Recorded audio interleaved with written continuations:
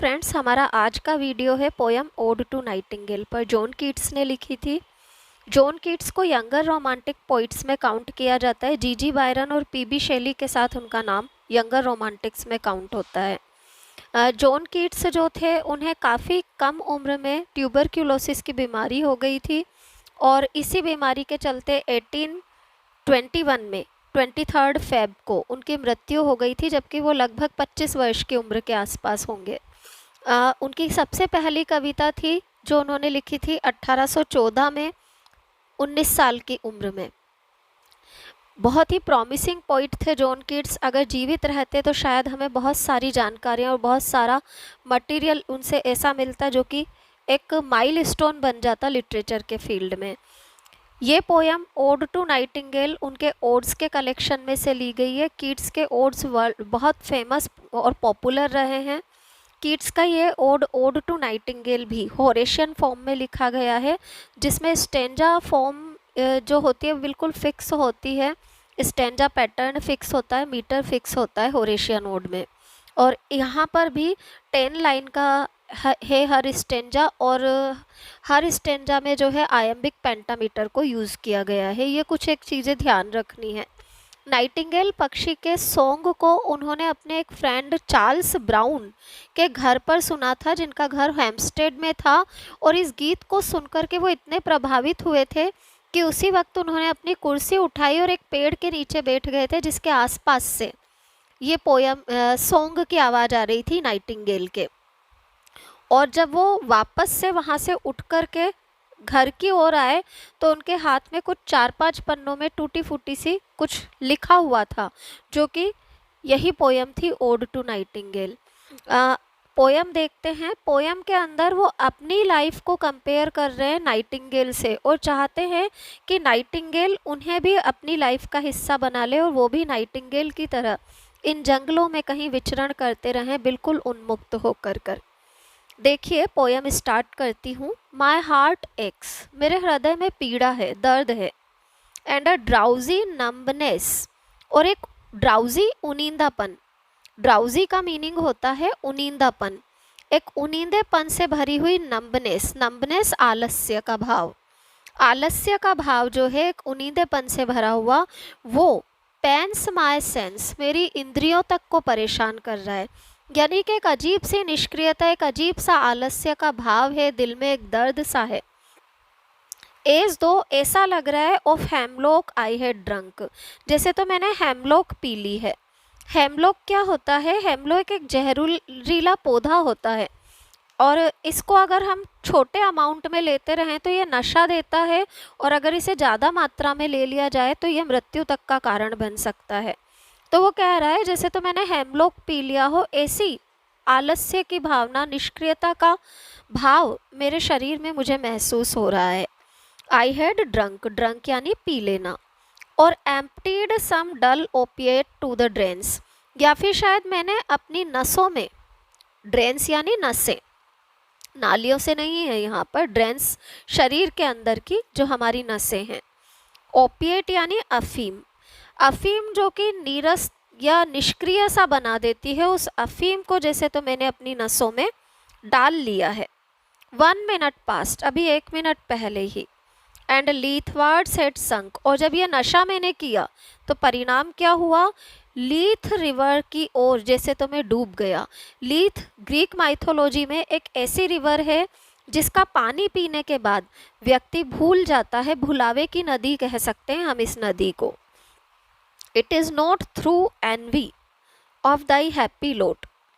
Poet आगे बोलता है, it is not through envy, जलन के कारण नहीं है ऐसा कि मैं ऐसा निष्क्रिय हो रहा हूँ, आलस्य या इंटॉक्सिकेशन, नशे का भाव आ रहा है। It is not through envy of thy happy lot, ऐसा नहीं है कि मैं जलता हूँ तुम्हारे खुशी से भरे भाग्य से।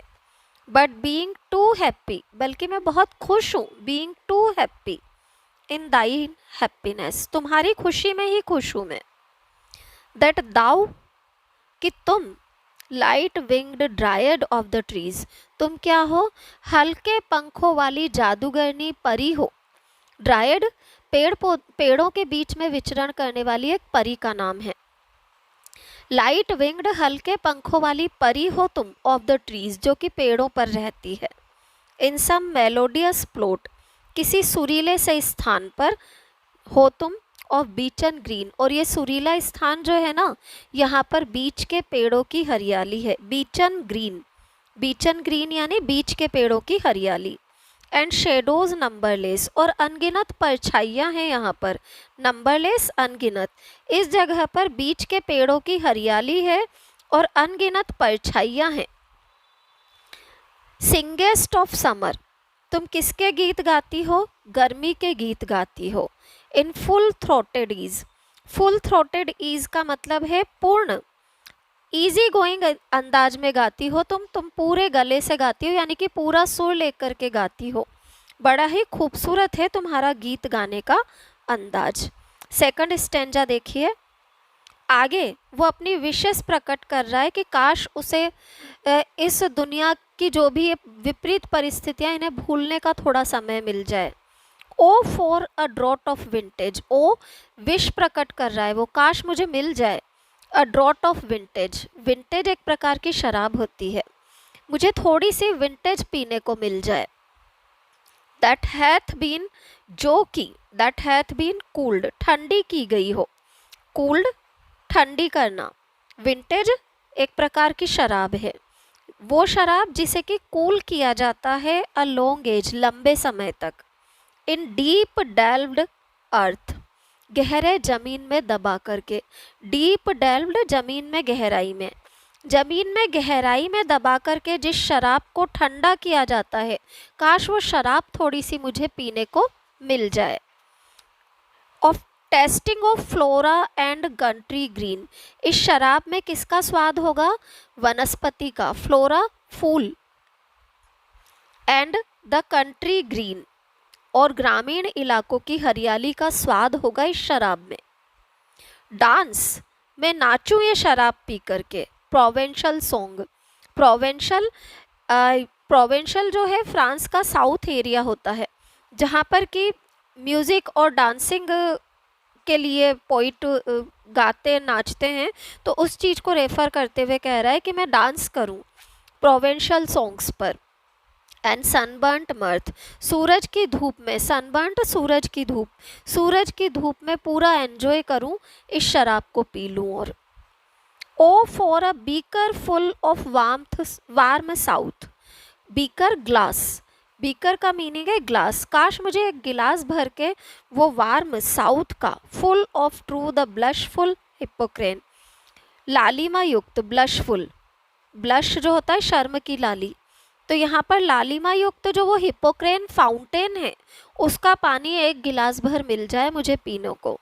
अब हिपोक्रेन फाउंटेन कहाँ पर है? माउंट हेलिकॉन पर, और ये कहा जाता है इंस्पिरेशन ऑफ पोइट्री, जागृत होती है इसका पानी पीने से, तो पोइट चाहता है उसके अंदर भी वो इंस्पिरेशन आए जिससे कि वो पोयम लिख सके। तो द ब्लशफुल हिपोक्रेन, मैं उस हिपोक्रेन फाउंटेन का पानी, लालिमा युक्त पानी पी लेना चाहता हूँ, सच्चाई से भरा, शुद्धता से भरा पानी। विद बीडेड बबल्स, वो ग्लास जिसमें कि मोतियों जैसे बुलबुले हों ऊपर तक, बीडेड बबल्स, बीडेड यानी मोतियों जैसे, बबल्स यानी बुलबुले, जिस ग्लास पर मोतियों जैसे बबल्स हों। विंकिंग एट द ब्रिम, और ये बबल्स कहाँ पर आकर के, किनारे पर आकर के फूट रहे हों। सोडा वाटर, ये जो भी कोल्ड ड्रिंक्स वगैरह हम पीते हैं उसमें जनरली होता है कि एफरवेसेंट गैस होती है, ऊपर झाग सा बन जाता है और धीरे धीरे किनारे पर टकरा टकरा करके फूटता है, तो कुछ उसी तरीके का रेफरेंस है कि किनारे पर आकर के जिसके जो वो मोतियों जैसे बबल्स है ना, वो फूट रहे हैं। एंड पर्पल स्टैंड माउथ, अब क्योंकि ये लाल रंग का है तो होठों पर क्या है, अजीब सा नीलापन आ गया है। दैट आई माइट ड्रिंक, इसे मैं पी लूँ। And leave the world unseen, और पी कर के इस दुनिया को छोड़ करके निकल जाऊं, कोई देखे तक ना, अनसीन। अब यहाँ पर पर्पल स्टैंड माउथ जो आगे पोइट ने रेफरेंसेस दिए हैं उनमें उन्होंने जहरीले पौधों का रस, अफीम वगैरह का भी रेफरेंस दिया है। तो यहाँ पर एक रेफरेंस तो ये भी है कि इस प्रकार के जहरीले जो पेय हैं उनको पीने से जो होठों पर नीलापन आया है। एक रेड वाइन, क्योंकि नीलापन उसके सेंस में भी लिया गया है। एंड विद दी, आगे देखिए, दैट आई माई ड्रिंक, और मैं पी लूँ उसे, एंड लीव द वर्ल्ड, और इस दुनिया को छोड़ करके निकल लूँ, अनसीन, बिना किसी की नज़रों में आए। एंड विद दी, और तुम्हारे साथ, फेड अवे, निकल जाऊं, गायब हो जाऊं, फेड अवे, दिखूं ही ना, गायब हो जाऊं, धुंधला पड़ जाऊं। इनटू द फॉरेस्ट डिम, कहाँ जाकर के गायब हो जाऊं, हल्के घने जंगल में, फॉरेस्ट डिम, फॉरेस्ट डिम हल्का घना जंगल, हल्के घने जंगल में कहीं जाकर के तुम्हारे साथ में भी फेड हो जाऊं, गुम जाऊं। थर्ड स्टेंजा देखिएगा, फेड फार अवे, कहीं दूर चला जाऊं, फेड हो जाऊं, डिसोल्व, गायब हो जाऊं, एंड क्वाइट फॉरगेट, और बिल्कुल भूल जाऊं। क्या भूलूं, what thou among the leaves hast never known, उस चीज को भूल जाऊं जिसे कि तुमने इन पेड़ पौधों और पत्तों के बीच में कभी नहीं जाना है। नेचुरल जो चीज़ें होती है ना, वो दुख दर्द तकलीफ़ें इनको नहीं जानती है। पोइट इस सेंस में ये बात कह रहा है कि तुम तो यहाँ नेचर के क्लोज हो, पेड़ पौधों के बीच में रहती हो, तो तुमने जाना ही नहीं है कि मनुष्य के जीवन में कितने दुख तकलीफ़ें हैं। मैं उन सारी दुख तकलीफ़ों को भूल जाना चाहता हूँ जिन्हें तुम इस नेचर के क्लोज रह करके कभी जानी ही नहीं हो। द वियरीनेस, मैं भूल जाना चाहता हूँ वियरीनेस, थकान को, द फीवर, बुखार को, द फ्रेट, और जीवन की जो दौड़ है, आपाधापी है, उन सब को मैं भूल जाना चाहता हूँ। हियर वेहर मेन सिट, इस दुनिया में क्या है, यहाँ पर मनुष्य बैठते हैं, एंड हियर, और सुनते हैं, क्या सुनते हैं, ईच अदर ग्रोन, एक दूसरे को कराहते हुए सुनते हैं, each other groan. Where palsy shakes, जहाँ पर कि पैरालिसिस या बीमारी, पालसी पैरालिसिस, शरीर के अंगों का काम न करना। Where palsy shakes a few, जहाँ पर कि पैरालिसिस कुछ लोगों को परेशान कर देता है। सेड, उदासी छाई हुई है व्यक्ति के जीवन में। लास्ट ग्रे हेयर्स, और बुढ़ापा आ रहा है। ये सारी चीज़ें जहाँ मनुष्य को परेशान करती हैं, वो एक दूसरे के साथ बैठकर रोते कराहते हैं। ये सब कुछ जहाँ इस धरती पर है, इन चीज़ों को तो तुमने देखा ही नहीं है।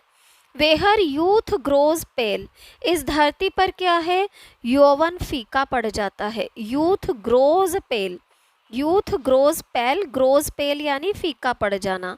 इस धरती पर यौवन भी फीका पड़ जाता है।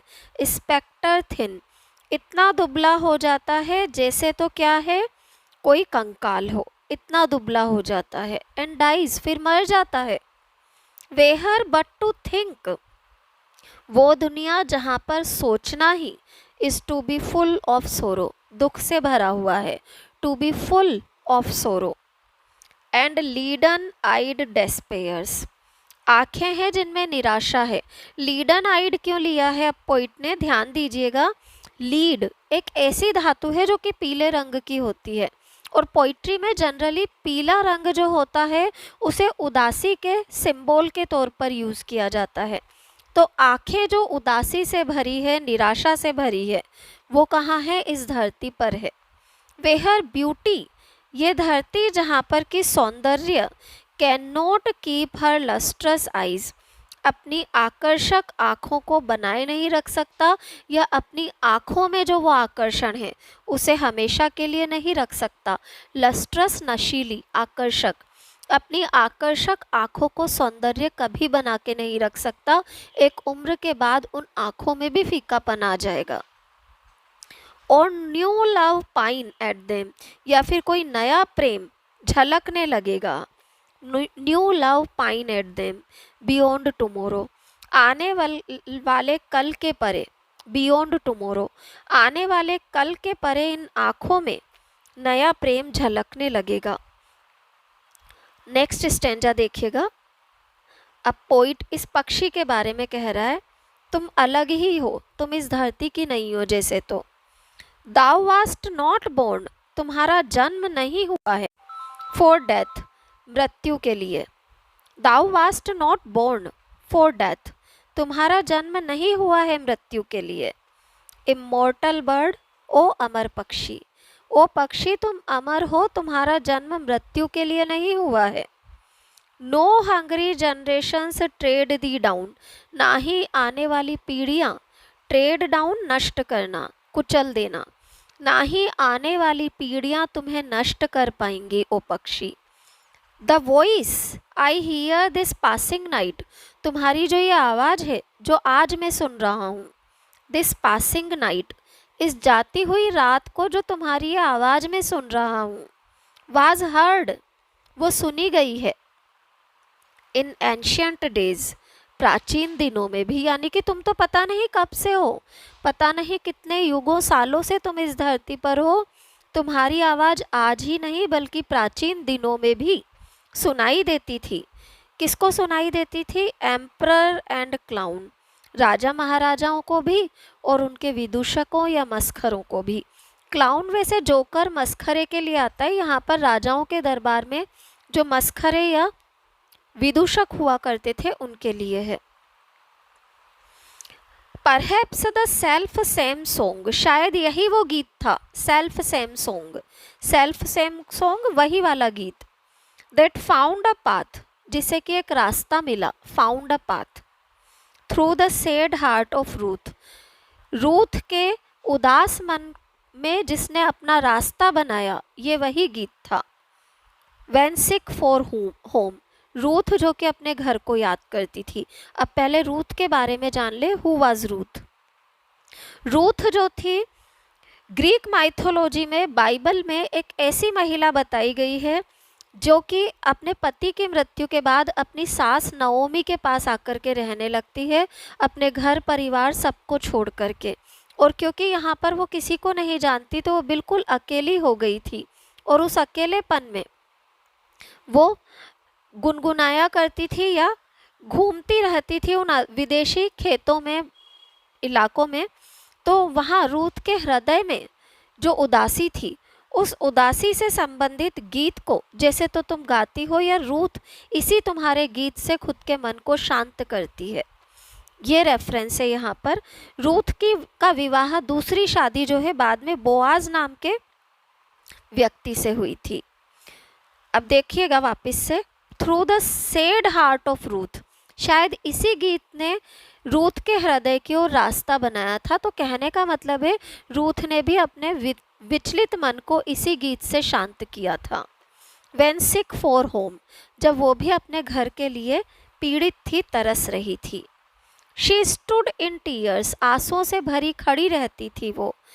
अमिड द एलायन कॉर्न, विदेशी जमीन पर, एमिड यानी बीचों बीच, विदेशी जमीन के बीचों बीच वो खड़ी रहती थी। एलायन विदेशी, कॉर्न यानी फील्ड्स, खेत, यहाँ पर अनाज से नहीं है, विदेशी धरती या खेतों पर खड़ी रहती वो आंसुओं से भरी हुई।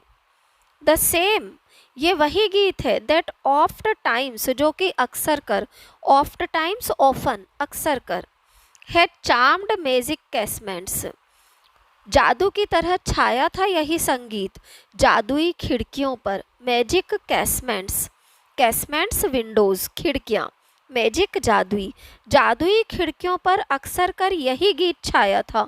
कौन सी जादुई खिड़कियाँ? ओपनिंग ऑन द फोम, वो जादुई खिड़कियाँ जो कि झाग से भरे हुए ऑफ पेरिलस सी, खतरनाक समुद्र की ओर खुलती थी। ओपनिंग यानी खोलना, पेरिलस यानी खतरनाक, पेरिलस का मतलब होता है खतरनाक समुद्र, खतरनाक समुद्र की ओर खुलती थी वो जादुई खिड़कियाँ। वहाँ ये गीत अक्सर कर सुना गया है। इन फेरी लैंड्स फरलोर्न, कौन सी थी ये जगह जहाँ पर ये जादुई खिड़कियाँ हुआ करती थी? इन फेरी लैंड्स फरलोर्न, एकाकी परियों की जो दुनिया होती थी वहाँ पर। फरलोर्न, फरलोर्न जो वर्ड है अकेलेपन को शो करता है। फरलोर्न वर्ड जो है वो अकेलेपन को शो करता है और ये बताता है कि रूथ जितनी अकेली थी, या जो वो सूनी परियों की दुनिया हुआ करती थी, वहाँ पर जिस प्रकार का गीत हुआ करता था उसी प्रकार का गीत पोइट सुनता है। फरलोर्न, फरलोर्न द वेरी वर्ड, ये जो शब्द है फरलोर्न, अकेलापन, द वेरी वर्ड, ये शब्द मात्र ही, इज लाइक अ बेल, एक बेल की तरह है, like a bell, the very word forlorn is like a bell. To toll me back, एक घंटी की तरह बजता है और मुझे बताता है मुझे वापस पलटना है। टोल यानी घंटी बज करके कोई बात कही जाना, बताना। लाइक अ बेल जो शब्द यूज हुए हैं, लाइक अ बेल में simile figure of speech poet ने यूज की है। कंपेयर कर रहा है वो जो ये शब्द है फरलोन, इसको घंटी की आवाज़ से। कौन सी घंटी? चर्च की घंटी से है या मीनिंग टोल। टोल शब्द जो है वो घंटी के बजने की आवाज़ को बताता है। To toll me back from thee, ये घंटी की तरह बज गया ये शब्द आकर के और मुझे कह रहा है कि मैं अब तुम्हारा साथ छोड़ूं। फ्रॉम दी, तुमसे दूर हूँ, वापस पलटूं। टू माई सोल सेल्फ, और पलट करके कहाँ पहुँचूँ? टू माई सोल सेल्फ, अपनी अकेलेपन की दुनिया में मैं फिर से पहुँच जाऊँ। To my sole self. आगे पोइट बोलता है एड्यू, विदा लेता है बर्ड से, कहता है एड्यू, अलविदा। एड्यू यानी अलविदा। The fancy can not cheat so well as she is famed to do. कल्पना शक्ति या इमेजिनेशन जो होती है ना, वो इतना अच्छे से चीट नहीं कर पाई जितना अच्छे से चीट करने के लिए इमेजिनेशन फेमस है। डिसीविंग एल्फ, फिर पोइट बोलता है, नाइटिंगेल को नाम देता है डिसीविंग एल्फ। क्या कहता है? डिसीविंग एल्फ, ओ धोखा देने वाली परी। एल्फ यानी परी, ओ धोखा देने वाली परी। धोखा देने वाली क्यों कह रहा है? क्योंकि नाइटिंगेल ने कुछ समय के लिए उसे उसकी इस दुनिया में जो उसके दुख तकलीफ़ें थी वो उसे भूलने के लिए प्रेरित कर दिया था। तो शायद कल्पना शक्ति भी इतने अच्छे से धोखा नहीं देती है जितना अच्छे से तुम मुझे धोखा दे करके ले आई अपने साथ। एड्यू, विदा लेता हूँ, edu. Edu edu, Dai plaintiff and them फेंट्स past near the meadows. तुम्हारे जो ये अनगिनत गीत हैं, प्लेंटिव नंबर्स, अनगिनत गीत, तुम्हारे जो ये अनगिनत गीत हैं, फेड्स, वो गायब हो जाते हैं। पास्ट द नियर मिडोज, वो पास में ही जो हरियाले मैदान है ना, नियर मिडोज, नियर यानी पास में ही, हरियाले मैदान मिडोज, पास में ही जो वो हरियाले मैदान है ना, वहाँ पर तुम्हारे ये अनगिनत गीत खत्म हो जाते हैं। ओवर द स्टिल स्ट्रीम, ठहरे हुए पानी के ऊपर। अप द हिल साइड, पहाड़ी के ऊपर कहीं जा कर के, या तो ठहरे हुए पानी के वहाँ पर कहीं जा कर के गायब होते हैं, अप द हिल साइड, या फिर ऊपर जो पहाड़ी है वहाँ कहीं गायब हो जाते हैं। And now it is buried deep, या फिर ये गहराई में कहीं दफन हो जाते हैं तुम्हारे गीत। बरीड डीप, गहराई में दफन हो जाना, या फिर तुम्हारे ये गीत गहराई में कहीं दफन हो जाते हैं। In the next valley glades, जो अगली घाटी है ना उसके उतार चढ़ाव में। वैली ग्लेड्स, अगली जो घाटी है उसके उतार चढ़ाव में कहीं गायब हो जाते हैं। पोइट आगे नाइटिंगेल से पूछता है, वाज इट अ विजन, क्या ये कोई सपना है? और अ वेकिंग ड्रीम, या फिर जागते हुए देखा गया कोई सपना है। फ्लेड इज़ दैट म्यूज़िक, वो संगीत जा चुका है। Fled is that music. Do I wake or sleep, तुम्हारा संगीत तो जा चुका है, तो क्या मैं सोया हुआ था या जागा हुआ था? Do I wake or sleep, क्या मैं सोया हुआ था या जागा हुआ था? यहाँ पर पोयम ख़त्म होती है। पोयम के अंदर कुछ एक चीज़ें बड़ी ही खूबसूरती से पोइट ने बताई है। ओड जो है, ये ओड उनके काफ़ी फेमस ओड्स में माना गया है। पोयम अगर आपको एक्सप्लेनेशन अच्छा लगा हो तो मेरे वीडियो को लाइक, सब्सक्राइब और शेयर करना ना भूलें, और कमेंट करके भी मुझे बताएं अगर आप मुझसे कुछ और भी पढ़ना चाहते हैं। वीडियो अच्छा लगा हो तो याद रख के लाइक, सब्सक्राइब और शेयर करें। Thank you everyone.